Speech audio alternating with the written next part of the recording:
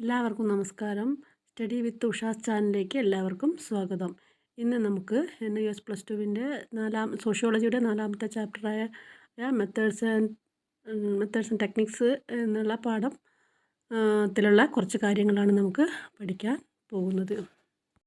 ആദ്യത്തെ ചരിത്രപരമായ രീതി പരീക്ഷയ്ക്ക് വരാൻ പറ്റുന്നതാണ്. ഇംഗ്ലീഷ് പറയാതെ ഭൂതകാല സ്രോതസ്സുകളെ വിലയിരുത്താൻ അവയുടെ ആധികാരികത വിലയിരുത്താനൊക്കെ തന്നെയാണ് ചരിത്രപരമായ മാർഗ്ഗം നമ്മൾ ഉപയോഗിക്കുന്നത്. ആ രീതി ചരിത്രകാരന്മാരെ ഓരോ ലൈബ്രറികൾ അതുപോലെ തന്നെ ക്ലബ്ബുകൾ സാമൂഹ്യ ഗവേഷണത്തിന് തങ്ങളുടെ ഡയറികൾ ഉപയോഗിക്കുന്ന മെത്തേഡുകളൊക്കെ സ്രോതസ്സായിട്ട് ചരിത്രപരമായ രീതി താരതമ്യ രീതി പരീക്ഷയിൽ ഒരു ഗവേഷണം നടത്തിവരാനാണ് താരതമ്യ രീതിയായിട്ടുള്ള രീതിയെ പറ്റിയിട്ട് പറയാനാണ് സമ്പ്രദായത്തിലാണ്.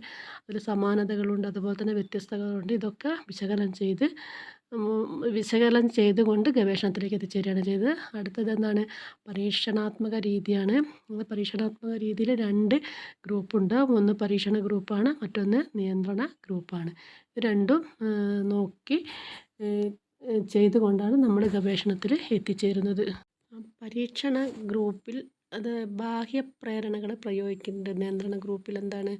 പ്രേരണകളൊന്നും പറ്റൂല. അതാണ് പരീക്ഷണാത്മക ഗ്രൂപ്പ്. നിയന്ത്രിക്കാൻ ഒരാളുണ്ടാവും, മറ്റേ പരീക്ഷണം നടത്താൻ.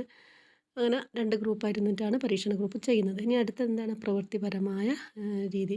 ഈ പ്രവൃത്തിപരമായ രീതിയിൽ നരവംശാസ്ത്രപരമായ അന്വേഷണമാണ് ഇവിടെ നടക്കുന്നത്.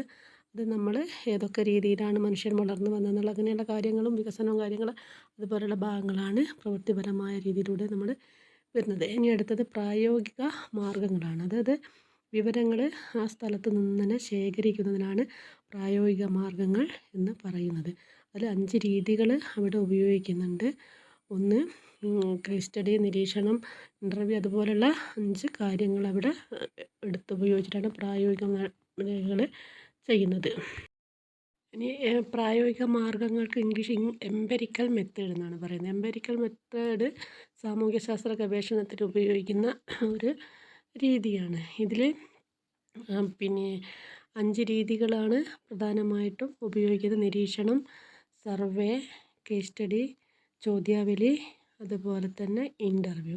ഈ രീതിയിലൂടെയൊക്കെയാണ് നമ്മൾ ഗവേഷകന്മാർ ഈ രീതി ഉപയോഗിച്ചിട്ടാണ് അതിലേക്ക് എത്തിച്ചേരുന്നത്, ഓരോ നിഗമനത്തിലേക്കും മറ്റും എത്തിച്ചേരുന്നത്. ആദ്യമായി നിരീക്ഷണത്തെ പറ്റി പറയാം. നിരീക്ഷണം എന്ന് പറയുമ്പോൾ ഒരാളെ നമ്മൾ നിരീക്ഷിച്ചിട്ട് അതിൻ്റെ നിഗമനത്തിൽ എത്തിച്ചേരുന്നതാണ് നിരീക്ഷണം. നിരീക്ഷണം 2 തരമുണ്ട്. സ്ട്രക്ചേർഡ് ഒബ്സർവേഷനും അതുപോലെ തന്നെ അൺസ്ട്രക്ചേർഡ് ഒബ്സർവേഷനും, ചിട്ടപ്പെടുത്തിയ നിരീക്ഷണവും അതുപോലെ തന്നെ ചിട്ടപ്പെടുത്താത്ത നിരീക്ഷണവും.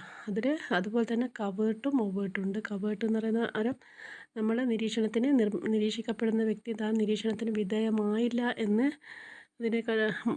വിധേയമാവില്ല, അതിനാണ് എന്ത് പറയുക? കവേർട്ട് എന്ന് പറയുക. ഒവേർട്ട് എന്ന് പറയുമ്പോൾ നിരീക്ഷണത്തിന് വിധേയമായി എന്ന് നിരീക്ഷണത്തിന് വിധേയമാവുന്ന വ്യക്തി ബോധവാനായിരിക്കും. ഇതാണ് കവേർട്ട്, ഒവേർട്ട്. 2 എണ്ണം പഠിക്കണം. സ്ട്രക്ചേർഡ് ഒബ്സർവേഷൻ, അതുപോലെ തന്നെ അൺസ്ട്രക്ചേർഡ് ഒബ്സർവേഷൻ, പിന്നെ കവേർട്ട്, ഒവേർട്ട്. ഇനി അടുത്ത ഇൻ്റർവ്യൂ ആണ്. ഇൻ്റർവ്യൂ എന്ന് പറയുമ്പോൾ അതിലും എന്തുണ്ട്? സാമൂഹ്യശാസ്ത്രത്തിൽ സ്ഥിതിവിവരങ്ങൾ ശേഖരിക്കുന്നതിന് ഉപയോഗിക്കുന്ന രീതിയാണ് ഇൻ്റർവ്യൂ. അതിനും 2 വിധമുണ്ട്: structured interview, unstructured interview. Structured interview എന്ന് പറയുന്നത് ചിട്ടപ്പെടുത്തിയ ഇൻ്റർവ്യൂ, അതായത് ക്വസ്റ്റ്യൻസും കാര്യങ്ങളൊക്കെ നേരത്തെ തയ്യാറാക്കി വെച്ചതിന് ശേഷം ഇൻ്റർവ്യൂ നടത്തുന്നതാണ് സ്ട്രക്ചേർഡ് ഇൻ്റർവ്യൂ. അൺസ്ട്രക്ചേർഡ് ചിട്ടപ്പെടുത്താത്ത ഇൻ്റർവ്യൂ ആണ്. അത് ചിട്ടപ്പെടുത്താത്ത ഇൻ്റർവ്യൂവിൽ ഇഷ്ടമുള്ള ചോദ്യങ്ങൾ നമുക്ക് ചോദിക്കാം, അങ്ങനെ വിവരങ്ങൾ ശേഖരിക്കാം. അടുത്തത് ക്വസ്റ്റ്യനറാണ്. ക്വസ്റ്റ്യനറിൻ്റെ മലയാളം ചോദ്യാവലി എന്നാണ്. അതായത് വിവരങ്ങൾ ശേഖരിക്കാൻ ഉപയോഗിക്കുന്ന ഗവേഷകന്മാർ ഉപയോഗിക്കുന്ന മറ്റൊരു രീതിയാണ് ക്വസ്റ്റ്യനെയർ. ക്വസ്റ്റ്യനെയറിൽ കുറേ ചോദ്യങ്ങൾ തയ്യാറാക്കി ആ ചോദ്യങ്ങൾക്ക് ഉത്തരം ശേഖരിച്ചു കൊണ്ടാണ് വിവരങ്ങൾ ശേഖരിക്കുന്നത്. അതും സാമൂഹ്യശാസ്ത്ര ഗവേഷണത്തിൽ ഉപയോഗിക്കുന്ന ഒരു ടെക്നിക്സ് ആണ്. അടുത്തതായി കേസ് സ്റ്റഡിയാണ്. കേസ് സ്റ്റഡി എന്ന് പറയുമ്പോൾ ഒരു വിഷയം സംബന്ധിച്ച് ആധികാരികമായിട്ട് അല്ലെങ്കിൽ ഗാഢമായിട്ട് പഠനം ഒരു രീതിയാണ്.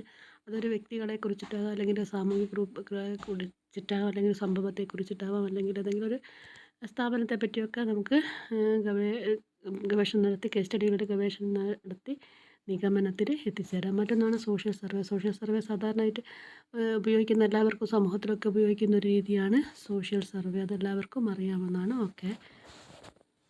പ്രിയരെ, നമ്മളിന്ന് സോഷ്യോളജിയുടെ NS+2 സോഷ്യോളജിയുടെ 4ാമത്തെ ചാപ്റ്റർ കംപ്ലീറ്റായി. ഇനി അടുത്തൊരു വീഡിയോയിലൂടെ വീണ്ടും കാണാം. നമസ്കാരം. നന്ദി. നമസ്കാരം.